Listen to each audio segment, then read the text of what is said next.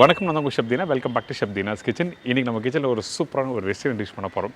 அது மட்டும் இல்லைங்க, இன்றைக்கி நான் மாட்டு பொங்கல். எல்லோரும் வீட்டில் வந்து நிறைய வெஜிடேரியன் நான் வெஜிடேரியன்லாம் பண்ண ஆரம்பிச்சிருப்பீங்க. இன்றைக்கி நம்ம என்ன பண்ண போகிறோம், ஒரு அல்டிமேட்டான ஒரு பிரியாணி பண்ண போகிறோம். பிரியாணினா நிறைய பேர் சிக்கன் போட்டு பண்ணியிருப்பீங்க, இல்லை வெஜிடபிள் போட்டு பண்ணியிருப்பீங்க, அப்படிலாம் மட்டன் போட்டிருப்பீங்க. ஆனால் இன்றைக்கி நம்ம குஸ்கா பண்ண போகிறோம். அதாவது இதில் வெறும் வெங்காயம், தக்காளி, தயிர்லாம் போட்டு கரெக்டான டெக்ஸ்சரில் ரைஸ் எப்படி உதிரியாக எடுத்துகிட்டு வருது.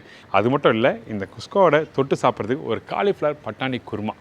இந்த காலிஃப்ளவர் பட்டாணி குருமா சப்பாத்தி தொட்டு சாப்பிடுவீங்க, ஆனால் இந்த பிரியாணிக்கு தொட்டு சாப்பிட்டோன்னா அந்தளவுக்கு பிரமாதமாக இருக்கும். ஸோ இன்றைக்கி நம்ம கிச்சனில் பார்க்க போகிறது இந்த மாட்டு பொங்கலோட ஸ்பெஷல் என்ன கேட்டிங்கன்னா இந்த குஸ்கா, அதுக்கப்புறம் காலிஃப்ளவர் பட்டாணி குருமா. கண்டிப்பாக ட்ரை பண்ணி பாருங்கள். இப்போ இந்த ரெசிபிக்கு தேவையான பொருட்கள் பார்த்தலாமா?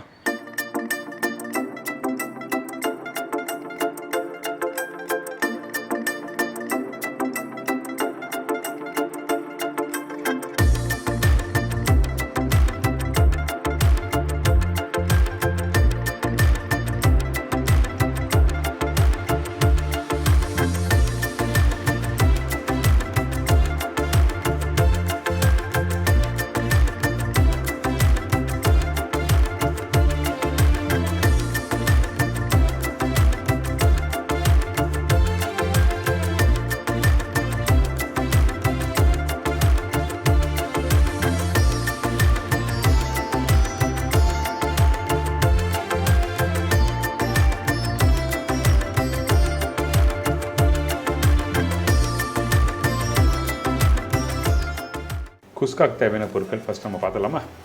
பாஸ்மதி ரைஸ் 400 கிராம், வெங்காயம் 3 நம்பர், தக்காளி 2 நம்பர், பச்சை மிளகாய் 4லேருந்து 5 நம்பர், இஞ்சி பூண்டு பேஸ்ட் 1.5 டேபிள் ஸ்பூன், முழு கரம் மசாலா தாளிப்புக்கு தேவையான அளவு, மஞ்சள்தூள் 1/4 teaspoon, Kashmiri chilli powder 1/2 table spoon, தனியா பவுடர் 3/4 டேபிள் ஸ்பூன், தயிர் 200 ml, கொத்தமல்லி 1/2 கைப்பிடி, புதினா 1/2 கைப்பிடி, உப்பு தேவையான அளவு, எண்ணெய் சமைக்கிறதுக்கு தேவையான அளவு, நெய் 1 டேபிள் ஸ்பூன்.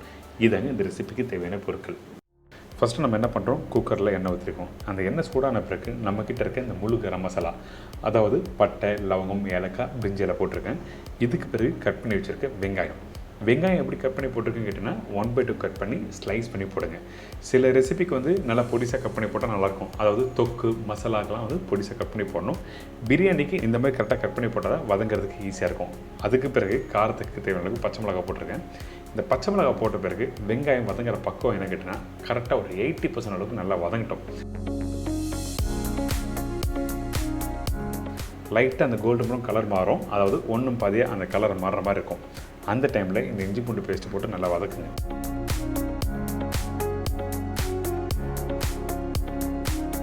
வதக்கி முடித்த பிறகு ரஃப்பாக கட் பண்ணி வச்சுருக்க தக்காளி, கொத்தமல்லி, புதினா கொஞ்சம் கம்மியாக போடலாம், கொத்தமல்லி அதிகமாக போட்டுக்கங்க. அதாவது 1/2 கைப்பிடி கொத்தமல்லினா கொஞ்சம் கம்மியான அளவில் புதினா போட்டுக்கலாம். இதெல்லாம் போட்ட பிறகு அந்த எண்ணெயிலே எல்லாத்தையும் நல்லா மிக்ஸ் பண்ணுங்கள். மிக்ஸ் பண்ணி முடித்த பிறகு கொஞ்சம் மஞ்சள்தூள், தனியா பவுடர், காஷ்மீரி சில்லி பவுடர் நான் நிறைய ரெசிபிக்கு யூஸ் பண்ணுவேன். என்கிட்டனா கலர் நல்லா கொடுக்கும், அதே டைமில் காரம் கம்மியாக இருக்கும். அதனால தான் காஷ்மீரி சில்லி பவுடர் போடுறோம். இதுக்கப்புறம் உப்பு தேவையான அளவுக்கு தயிர் யூஸ் பண்ணும்போது நல்ல புளிப்பான தயிர் வேண்டாம், கரெக்டாக ஃப்ரெஷ்ஷான தயிரை யூஸ் பண்ணுங்கள். அப்போ தான் உங்களுக்கு வந்து அந்த புளிப்பு தன்மை கரெக்டாக இருக்கும். அப்படி ரொம்ப புளிப்பாக இருந்ததுன்னா அந்த இடத்துல தக்காளி கம்மி பண்ணுற மாதிரி இருக்கும். ஸோ அதனால தான் ஃப்ரெஷ்ஷான தயிர் யூஸ் பண்ண சொல்கிறேன். இப்போ தயிர் போட்ட பிறகு நல்லா மிக்ஸ் பண்ணி ஒரு 2 கொதி வரட்டும். அதுக்கு பிறகு நம்ம என்ன பண்ணுறோம்னு கேட்டிங்கன்னா இதில் தேவையான தண்ணி ஊற்ற போகிறோம். தண்ணி ஊற்றுற பக்கம் என்ன கேட்டிங்கன்னா 1 கிளாஸ் அரிசினா 1.25 கிளாஸ் அளவுக்கு தண்ணி ஊற்றணும். இதுதான் கரெக்டான ரேஷியோ. கரெக்டாக சூப்பராக வரும். நான் சொன்ன ரேஷியோவில் பண்ணி பாருங்கள். இதுக்கப்புறம் இந்த தண்ணி ஊற்றின பிறகு உங்களுக்கு அந்த மசாலா காமிக்கிறேன்.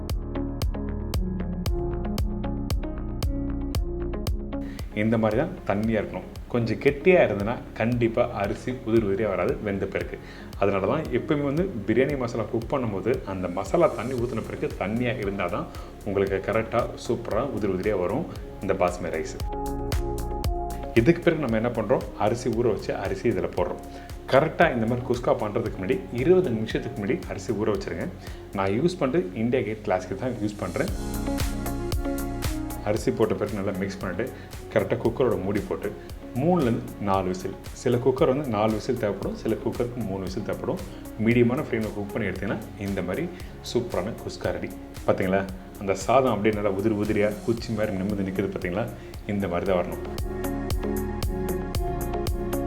கடைசியாக கொஞ்சம் நெய், அதுக்கப்புறம் கொத்தமல்லி போட்டு நல்லா மிக்ஸ் பண்ணிங்கன்னா உங்களுக்கு சூப்பரான குஸ்கா ரெடி.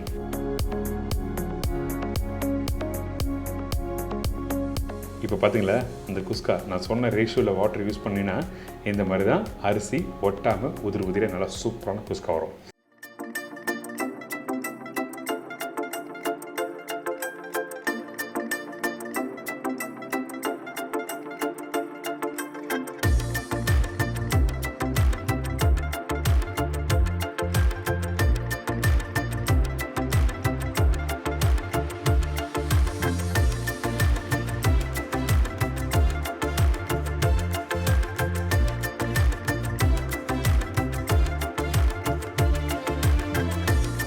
இப்போ உங்களுக்கு எல்லாருக்கும் தெரிஞ்சிருக்கும் குஸ்கா எப்படி பண்ணுறதுன்னு. இதை தொடர்ந்து ஒரு சூப்பரான காலிஃப்ளவர் பட்டாணி குருமா எப்படி பண்ணுறது பார்க்க போகிறோம். இந்த ரெசிபிக்கு தேவையான பொருட்கள் ஃபஸ்ட்டு பார்த்தலாமா?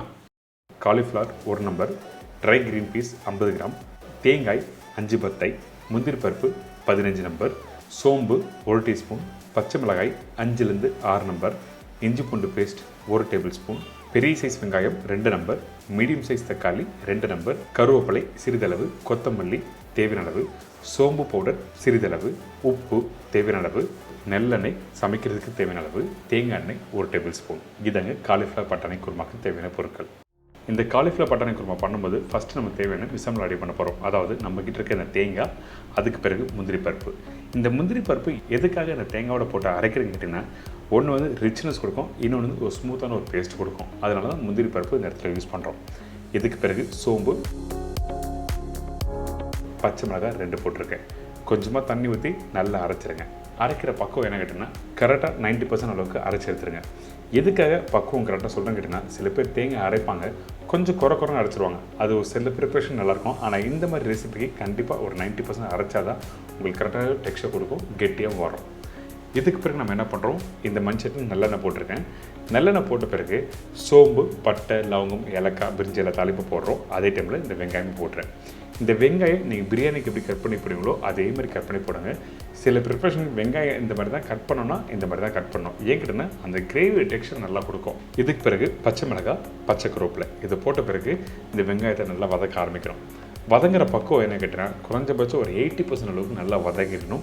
அப்போ தான் அந்த இஞ்சி பூண்டு பேஸ்ட்லாம் போட்டு குக் பண்ணும்போது அந்த வாசனை நல்லா சூப்பராக கொடுக்கும். அதே டைமில் அந்த குழம்போட டெக்ஸ்சர் நல்லா வரும். 80% அளவுக்கு வதங்கி முடித்த பிறகு இஞ்சி பூண்டு பேஸ்ட்டு போட்டிருக்கோம். அந்த இஞ்சி பூண்டு பேஸ்ட் லைட்டாக வதங்கின பிறகு கட் பண்ணி வச்சுருக்க தக்காளி இந்த மாதிரி ரெசிபிக்கு வந்து நீங்கள் பொடிசாக கட் பண்ண வேண்டிய அவசியம் இல்லை, ரஃப்பாக கட் பண்ணி போடலாம். இதுக்கப்புறம் மஞ்சத்தூள், இதுக்கப்புறம் சில்லி பவுடர் யூஸ் பண்ணியிருக்கேன். இந்த இடத்துல சில்லி பவுடர் வந்து 2 விதம் இருக்குது. ஒன்று நார்மல் சில்லி பவுடர், இன்னொன்று காஷ்மீர் சில்லி பவுடர். ஆனால் நான் யூஸ் பண்ணது காஷ்மீர் சில்லி பவுடர். கலர் கொடுக்க காரம் கம்மியாக இருக்கும். இதுதான் விஷயம், வேறு எதுவுமே இல்லை. இதுக்கு பிறகு தனியா பவுடர், உப்பு இதெல்லாம் போட்ட பிறகு இந்த மசாலாவை நல்லா மிக்ஸ் பண்ணுங்கள். மிக்ஸ் பண்ண உடனே நம்ம என்ன பண்ணுறதுன்னா கொஞ்சமாக தண்ணி ஊற்றி கொதிக்க விட போகிறோம். எப்போவுமே புரிஞ்சுக்கோங்க, இந்த மாதிரி குருமா ப்ரிப்பரேஷன் பண்ணும்போது தொக்கு மாதிரி ஆகக்கூடாது. மசாலா போட்ட பிறகு தண்ணி ஊற்றி கொதிக்க விடணும். அப்போ தான் இந்த வெங்காயம் தக்காளிலாம் ப்ரிப்பரேஷன் முடித்த பிறகு முழுசாக தெரியும் கடைசியாக.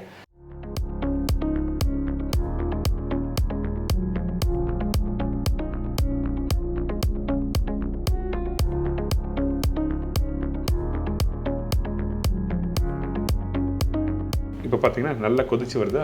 இந்த டைமில் நம்ம என்ன பண்ணுறோம்னா க்ளீன் பண்ணி எடுத்து வச்சுருக்க இந்த காலிஃப்ளவரை இந்த இடத்துல யூஸ் பண்ணுறோம். இந்த காலிஃப்ளவர் இந்த ரெசிபிக்கு யூஸ் பண்ணுறதுக்கு முன்னாடி ஃபஸ்ட்டு நம்ம என்ன பண்ணோம்னா இந்த மாதிரி பொடிசாக கட் பண்ணிக்கோங்க.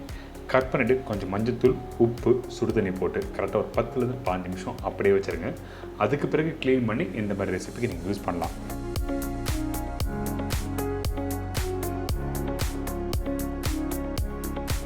இதுக்கு பிறகு காஞ்ச பட்டாணி. இந்த காஞ்ச பட்டாணி நல்லா வேக வச்சு இதில் யூஸ் பண்ணுறோம். அதே டைமில் வேக வச்சு அந்த தண்ணியும் இதில் ஊற்றிருக்கேன். ரொம்ப இம்பார்ட்டன்ட்டுங்க. இந்த ரெசிபிக்கு சில பேர் என்ன பண்ணுவாங்கன்னா பச்சை பட்டாணி யூஸ் பண்ணுவாங்க. இந்த மாதிரி ரெசிபிக்கு வந்து பச்சை பட்டாணி யூஸ் பண்ணாது. நீங்கள் உருளைக்கிழங்கு பட்டாணி மசாலா அந்த மாதிரி ரெசிபிக்கு யூஸ் பண்ணலாம். ஆனால் குருமாக்கு காஞ்ச பட்டாணி போட்டு குக் பண்ணி எடுத்தால் தான் உங்களுக்கு அந்த டேஸ்ட்டும் டெக்ஸ்டரும் நல்லா சூப்பராக கொடுக்கும். அதே டைமில் கொஞ்சம் கொத்தமல்லி போட்டு மூடி போட்டு நல்ல காலிஃப்ளவர் வேகட்டும் சொல்லி விட்டுருங்க.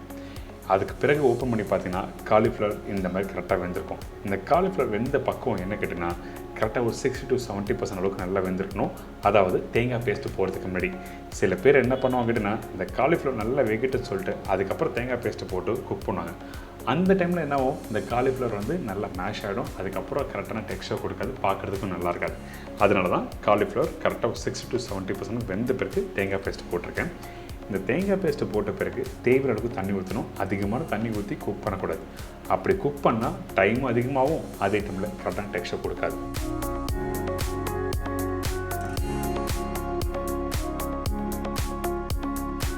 கடைசியாக கொஞ்சம் கொத்தமல்லி, கருவேப்பிலை, தேங்காய் எண்ணெய். தேங்காய் எண்ணெய் எதுக்காக கடைசியாக யூஸ் பண்ணுறோம், ஸ்டார்டிங்லேருந்து நல்லெண்ணெய் போட்டிருக்கேன் அப்படி கேட்டிங்கன்னா தேங்காய் எண்ணெய் வந்து கடைசியாக ஜஸ்ட் ஒரு டேபிள் ஸ்பூன் போட்டு நல்லா மிக்ஸ் பண்ணி எடுத்திங்கன்னா அந்த ஃப்ளேவர் நல்லா சூப்பராக கொடுக்கும். அதுக்கு பிறகு கொஞ்சம் சோம்பு போட்டு நல்லா மிக்ஸ் பண்ணி ஒரு சூப்பரான காலிஃப்ளவர் பட்டாணி குருமா ரெடி. இப்போ உங்களுக்கு தெரிஞ்சிருக்கும் இந்த காலிஃப்ளவர் பட்டாணி குருமா எப்படி பண்ணுறது. அதே டைமில் இந்த கரண்டியில் எடுத்து காமிக்கிறேன் பாருங்கள். இந்த மாதிரி தான் டெக்ஸ்சர் வரணும். குருமா ரொம்ப கெட்டியாக இருந்தால் நல்லா இருக்காது, ரொம்ப தண்ணியாக இருந்தால் நல்லா இருக்காது. இப்போ எல்லாரும் தெரிஞ்சிருக்கோம் இந்த காலிஃப்ளவர் பட்டாணி குருமா, இந்த குஸ்கா எப்படி பண்ண எல்லாம் தெரிஞ்சிச்சுல. கண்டிப்பாக ட்ரை பண்ணி பாருங்கள், என்ஜாய் பண்ணுங்கள்.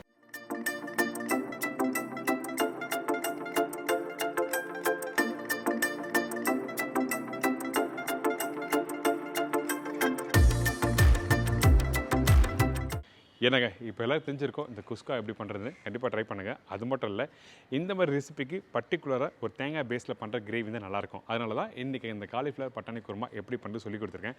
ட்ரை பண்ணுங்கள், என்ஜாய் பண்ணுங்கள், ஜாலியாக இருங்க.